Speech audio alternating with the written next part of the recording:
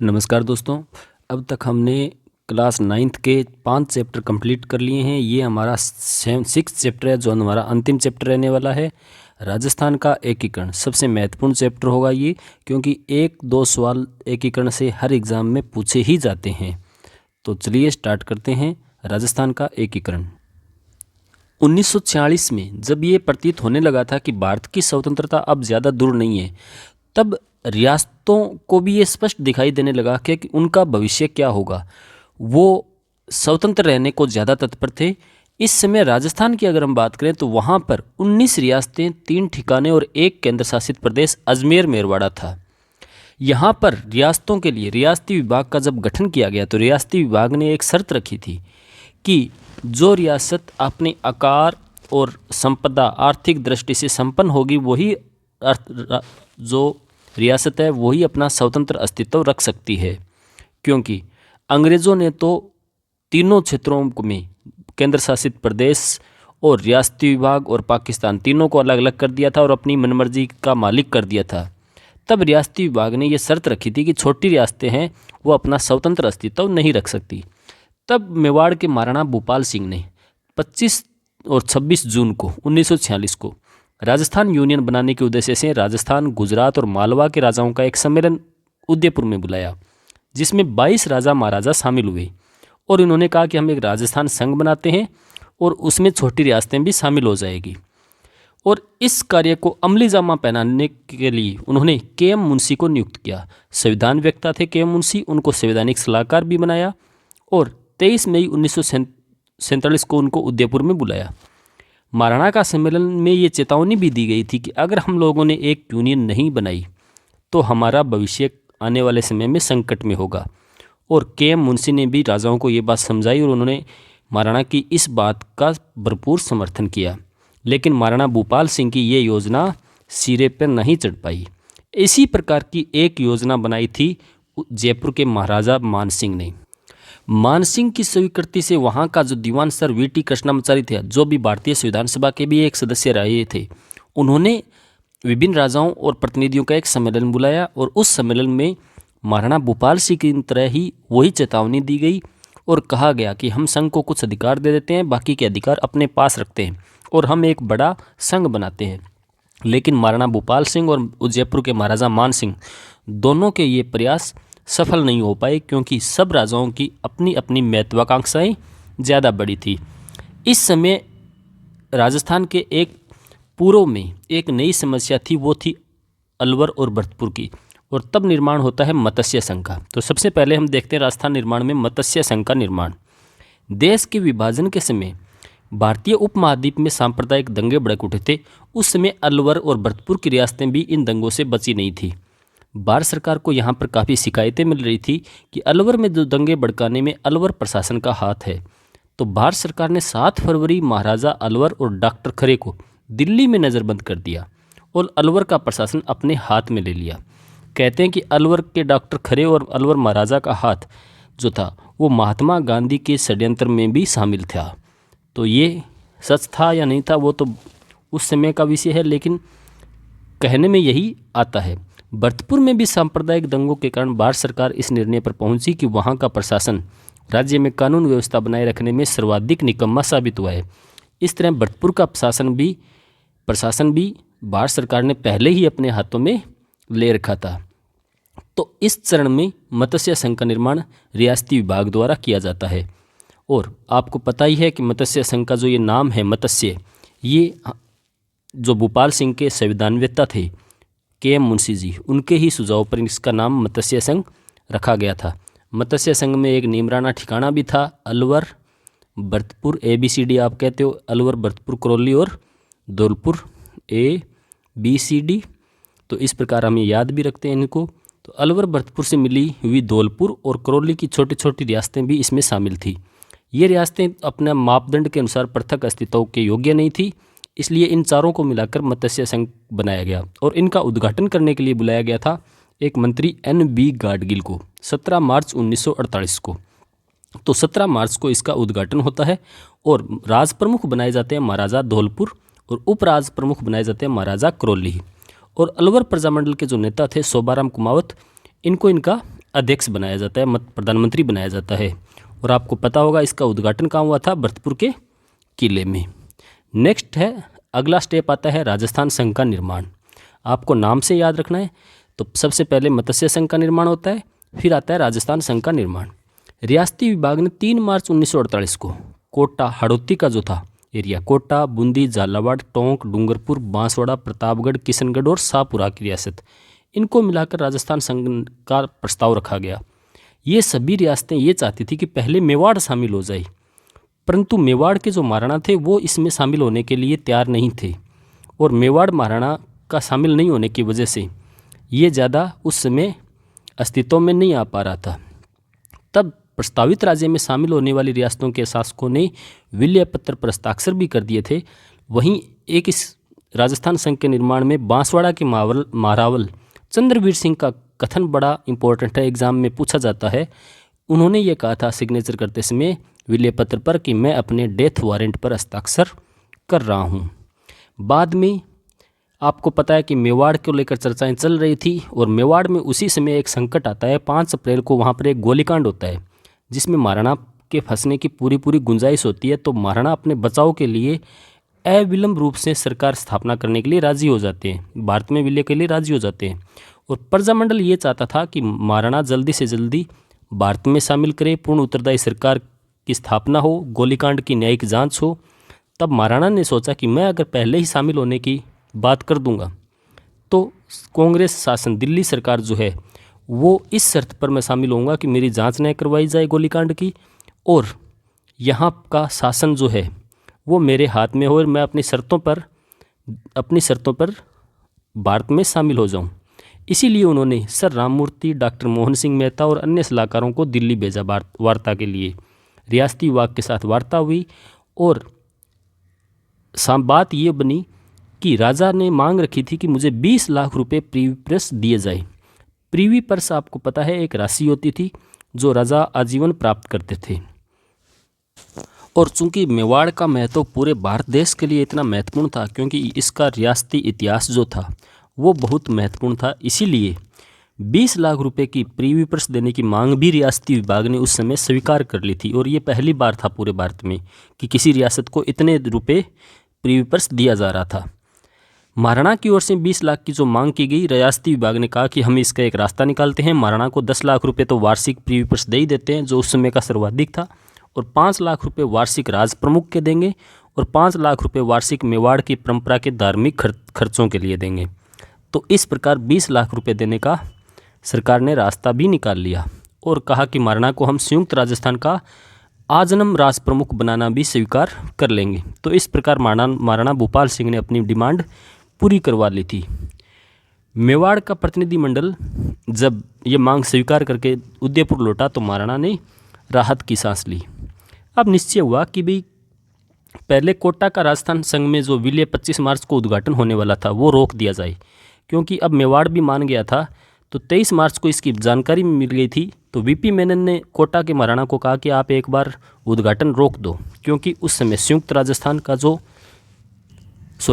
संघ का जो उद्घाटन हो रहा था वो रोक दिया जाना चाहिए, क्योंकि उसमें मेवाड़ भी बाद में शामिल करेंगे हम। लेकिन कोटा महाराणा ने इस बात का कहा कि हमने अब तक पूरे समारोह की तैयारियां कर ली है, अब हम इस समारोह को रोकेंगे नहीं, आप मेवाड़ को बाद में शामिल कर लें। तो इस तरह कोटा महाराणा की बात को स्वीकार कर लिया गया और 25 मार्च को राजस्थान संघ का उद्घाटन उन्हीं एनवी गाडगिल ने किया, जिनका उद्घाटन राजस्थान संघ का उद्घाटन एनवी गाडगिल ने किया, जिनका उद्घाटन 18 मार्च को पहले वो मत्स्य संघ का कर चुके थे। तो एनवी गाडगिल ने चलते हाथ कोटा का भी उद्घाटन की रस्म अदा कर दी और महाराव कोटा को राज प्रमुख बनाया गया और गोकुललाल असावा को प्रधानमंत्री पद की शपथ दिलाई गई। तो इस तरह 25 मार्च को तो उद्घाटन हो गया राजस्थान संघ का। मेवाड़ महाराणा द्वारा विलय पत्र पर हस्ताक्षर करने की सूचना मिलने पर रियासती विभाग ने माणिक्यलाल वर्मा को जिम्मेदारी सौंपी कि वो अपना मंत्रिमंडल बना ले और अपने मंत्रिमंडल बनाने के साथ ही वहाँ पर तैयारियाँ शुरू कर दे। लेकिन महाराणा ने कहा कि मैं मंत्रिमंडल बनाने में जागीरदारों का प्रतिनिधित्व देना चाहूँगा, लेकिन वर्मा ने इस बात को ठुकरा दिया और इस तरह एक बार फिर से मेवाड़ में वैधानिक संकट पैदा हो गया था। बाद में ये संकट नेहरू ने सुलझाया था और 18 अप्रैल 1948 को नेहरू स्वयं संयुक्त राज्य राजस्थान का उद्घाटन करने के लिए उदयपुर आते हैं। तो आपको पता है पहले 2 चरण का उद्घाटन करते हैं NV गाडगिल, और मेवाड़ चूँकि एक महत्वपूर्ण रियासत थी तो इनका उद्घाटन जो करेंगे वो करेंगे स्वयं भारत के प्रधानमंत्री पंडित जवाहरलाल नेहरू। और पंडित जवाहरलाल नेहरू ने इनका वैधानिक संकट भी सुलझाया और वर्मा को कहा कि अपनी पसंद का मंत्रिमंडल बनाएं और ज़्यादा अगर दिक्कत आए तो सर राममूर्ति दिल्ली जाकर रियासती विभाग से भी सलाह ले लें। तो इस प्रकार ये मंत्रिमंडल जो था वर्मा का, माणिक्यलाल जी वर्मा का, ये राजस्थान का उस समय का सबसे सफल मंत्रिमंडल था और उसने केवल 11 माह काम किए, लेकिन काम इतने अच्छे थे उस समय के, उन्होंने उस समय रियासतों पर नियंत्रण लगाने के लिए, जागीरदारों पर नियंत्रण लगाने के लिए अनेक कानून पास किए और शोषित जनता को न्याय दिलवाया। नेक्स्ट है अगले वृहत राजस्थान का निर्माण। अब चूंकि 3 स्टेप हम पूरा कर चुके हैं, कोटा आड़ोती रियासत शामिल हो चुकी है, मत्स्य संघ बन चुका है और फिर मेवाड़ भी शामिल हो चुका है, तब अखिल भारतीय देशी राज्य लोक परिषद की राजपूताना प्रांतीय सभा ने ये डिमांड रखी 20 जनवरी 1948 को कि अब सभी रियासतों को मिलाकर वृहत राजस्थान का निर्माण हो जाना चाहिए। लेकिन उस समय कठिनाई ये थी कि वृहत राजस्थान में जो रियासतें जोधपुर, जयपुर और बीकानेर जैसी रियासतें थीं वो अपना पृथक अस्तित्व बनाए रख सकती थी शर्त के अनुसार, लेकिन जोधपुर, बीकानेर और जैसलमेर की सीमाएं चूंकि पाकिस्तान से लगती थी और संवेदनशील रियासतें थीं, इसलिए रियासती विभाग ने इनको जल्दी से जल्दी वृहत राजस्थान में शामिल करने का निर्णय किया था। दिसंबर 1948 ईस्वी के प्रथम सप्ताह में सरदार पटेल की सहमति से VP मेनन ने जोधपुर, बीकानेर और जयपुर के राजाओं के साथ विचार विनिमय शुरू किया और इन राजाओं के साथ निरंतर बैठक करके इनको भारत में विलय के लिए मना लिया। 14 जनवरी 1949 को स्वयं सरदार पटेल ने उदयपुर में एक भाषण में कहा था कि जोधपुर, जयपुर और बीकानेर की महाराजाओं ने अपनी अपनी रियासतों को राजस्थान में विलय करना स्वीकार कर लिया है। और 3 फरवरी 1949 को दिल्ली में VP मेनन ने एक बैठक का आयोजन किया और कहा कि हम जल्दी से इनको शामिल करेंगे। तब ये बैठक में निर्णय लिया गया था कि जयपुर के महाराजा सवाई मान सिंह को जीवन पर्यंत राज प्रमुख बनाए जाएंगे और उदयपुर के महाराजा जो है भूपाल सिंह, उनकी मान मर्यादा को ध्यान में रखते हुए, उनकी राजवंश की परंपराओं को ध्यान में रखते हुए महाराणा भूपाल सिंह को महाराज प्रमुख का सम्माननीय पद दिया जाएगा। इस बैठक में जब राजधानी का मसला पैदा हुआ तो वल्लभ भाई पटेल ने यह कहा कि इसके लिए हम एक कमेटी बनाएंगे जिसका नाम था P सत्यनारायण राव कमेटी। इन्होंने राजधानी का निर्णय किया कि राजस्थान की राजधानी क्या होगी। इस कमेटी ने यह निर्णय दिया कि जयपुर को राजस्थान की राजधानी बनाओ और इसके साथ ही अन्य नगरों की महत्वपूर्ण अवस्थाओं को देखते हुए यहाँ पर हाईकोर्ट जोधपुर में होना चाहिए, शिक्षा विभाग बीकानेर में, खनिज और कस्टम विभाग उदयपुर में, वन और सहकारी विभाग कोटा में, कृषि विभाग भरतपुर में। तो इस प्रकार अलग अलग नगरों में अलग अलग प्रशासनिक स्थान जो है वो सत्यनारायण कमेटी ने डिसाइड कर दिए। 30 मार्च को उद्घाटन हुआ सरदार वल्लभ भाई पटेल के हाथों। चूँकि इस समय तक लगभग राजस्थान शामिल हो चुका था, बड़ी बड़ी रियासतें राजस्थान में शामिल हो चुकी थी, तो 30 मार्च को ही हम मनाते हैं राजस्थान दिवस। ठीक है, यह आपको याद रखना है। और इसका उद्घाटन कौन करता है? इसका उद्घाटन करते हैं स्वयं सरदार वल्लभ भाई पटेल, ठीक है, जिन्हें हम लौह पुरुष की संज्ञा देते हैं। और इसका अध्यक्ष प्रधानमंत्री बनाया जाता है वृहत राजस्थान का हीरालाल जी शास्त्री को। ठीक है, हीरालाल जी शास्त्री को। अब देखिए, ये वो दौर था जिसमें अधिकांश रियासतें शामिल हो गई। राजस्थान ने एक इतनी बड़ी अंगड़ाई ली थी क्योंकि इसमें रियासतों का ये जो दौर था वो अब राजतंत्र से लोकतंत्र में परिवर्तित हो गया था और बिल्कुल बिना किसी रक्तपात के। तो इतिहास में ऐसा उदाहरण हमें कहीं भी ढूंढने को नहीं मिलता। अब हम देखते हैं कि जो अलग हिस्सा पड़ा था मत्स्य संघ का और कुछ छोटे छोटे सिरोही जैसे कुछ टुकड़े थे, उनकी कहानी कैसे होती है। अब तक हमने दोबारा रिवाइज कर रहे हैं। अब तक हमने देखा मत्स्य संघ का निर्माण जिसमें 4 जिले शामिल हो गए 18 मार्च 1948 को। याद रखने में आपको आसानी रहेगी, 18 मार्च 1948 को, 18 से 25, फिर 25 से वापस 18, लेकिन महीना चेंज हो जाएगा अप्रैल का, 18 अप्रैल 1948। तो इसमें पहले अलवर भरतपुर आ गया, फिर हाड़ौती वाला आ गया मामला। ठीक है, आप ऐसे याद रखोगे, पहले मत्स्य, फिर हाड़ौती और फिर उदयपुर। ठीक है, मेवाड़, उदयपुर यानी मेवाड़ राजस्थान संघ में। तो नाम आपको याद रखने हैं, पहले मत्स्य संघ, फिर राजस्थान संघ, फिर संयुक्त राजस्थान संघ, संयुक्त राज्य राजस्थान, और फिर जब बड़ी रियासतें शामिल होती है तो है वृहत राजस्थान, और इसकी तारीख आपको ऐसे ही याद रहेगी 30 मार्च। और फिर 5वें में हम पढ़ेंगे कि मत्स्य संघ अब कैसे राजस्थान से जुड़ता है, तो उसे हम कह देंगे संयुक्त राज्य वृहत राजस्थान, और ये होता है 15 अप्रैल 1949 को, 15 अप्रैल 1949, सॉरी अप्रैल नहीं, मई, 15 मई को, अप्रैल आ गया, 15 मई को। और 15 मई के बाद आपको आएगा 26 जनवरी को, और फिर 1 नवंबर 1956 को जब 7वां संशोधन लागू होता है। तो राजस्थान संघ को एकीकरण जो है 18 मार्च 1948 को मत्स्य संघ जब बनाया गया था, उस समय जब छोटी छोटी रियासतें इसमें शामिल थी मत्स्य संघ में, तब तक, अब राजस्थान संघ जब बन चुका था, बड़ी बड़ी रियासतें एक हो चुकी थी, तो मत्स्य संघ को अलग रखना अच्छा नहीं था। तो इसलिए डॉक्टर शंकर देव राय समिति बनाई गई, और शंकर देव राय समिति ने कहा कि इस मत्स्य संघ को राजस्थान में मिला देना चाहिए। और वहाँ के प्रधानमंत्री जो थे शोभाराम जी, उनको शास्त्री, हीरालाल जी शास्त्री के नेतृत्व में जब राजस्थान संघ का निर्माण हुआ था प्रधानमंत्रित्व में, तो उस मंत्रिमंडल में शामिल कर दिया गया 15 मई 1949 को। ठीक है, अप्रैल नहीं है, 15 मई 1949 को।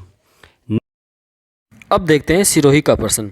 सिरोही का प्रश्न, गुजरात के नेता सिरोही स्थित माउंट आबू के सैलानी केंद्र के रूप में गुजरात का अंग बनाना चाहते थे, और रियासती विभाग में चूंकि उनका प्रभाव था सरदार वल्लभ भाई पटेल के कारण, तो नवंबर 1947 में सिरोही को राजपूताना एजेंसी से हटाकर गुजरात एजेंसी के अंतर्गत कर दिया गया था।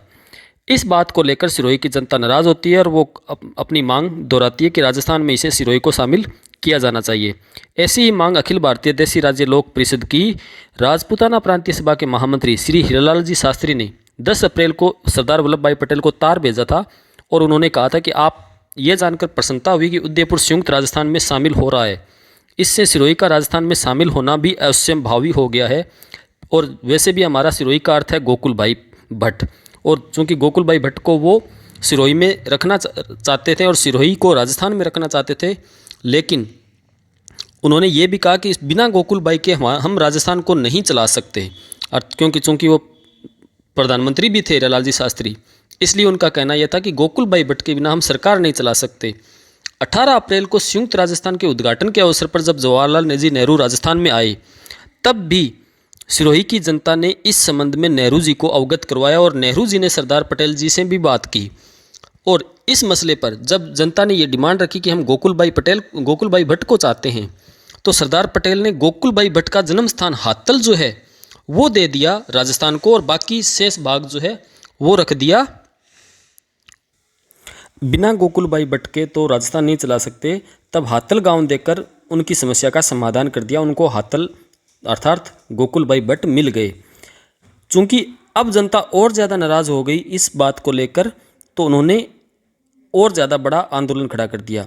अंत में इस समस्या का निराकरण होता है 1 नवंबर 1956 को, जब राज्य पुनर्गठन आयोग की सिफारिश के आधार पर सिरोही का माउंट आबू इलाका पुनः गुजरात से निकालकर राजस्थान में मिलाया जाता है।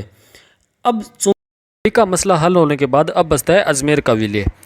अखिल भारतीय देशी राज्य लोक परिषद की राजपूताना प्रांतीय सभा की सदैव ये मांग रही थी कि प्रांत की सभी रियासतें ही नहीं बल्कि केंद्र शासित प्रदेश अजमेर का इलाका भी शामिल होना चाहिए, लेकिन अजमेर का जो कांग्रेस नेतृत्व था वो अब इसके पक्ष में नहीं था। सन 1952 के आम चुनाव के बाद वहाँ हरिभाई उपाध्याय के नेतृत्व में कांग्रेस मंत्रिमंडल बन चुका था, तो अब तो वहाँ पर ये नेतृत्व दलील देने लगा था कि प्रशासन की दृष्टि से छोटे राज्य ही बनाए रखना उचित है। किंतु राज्य पुनर्गठन आयोग ने अजमेर के नेताओं के इस तर्क को स्वीकार नहीं किया और उसने सिफारिश की कि उसे राजस्थान में मिला देना चाहिए। इसी अनुसार 1 नवंबर 1956 को माउंट आबू क्षेत्र के साथ साथ अजमेर मेरवाड़ा भी राजस्थान में मिला दिया गया, और इस प्रकार राजस्थान निर्माण की जो प्रक्रिया मार्च 1948 में शुरू हुई थी वो 1 नवंबर 1956 को पूरी हुई। तो इस तरह हमने ये चैप्टर कंप्लीट किया। आगे हम 9th क्लास की ये बुक कंप्लीट होती है। नेक्स्ट 10th क्लास के बाद हम जल्द ही ऑब्जेक्टिव टाइप प्रत्येक चैप्टर के क्वेश्चन भी आपके सामने लेकर आएंगे, तो सब्सक्राइब करना न भूलें।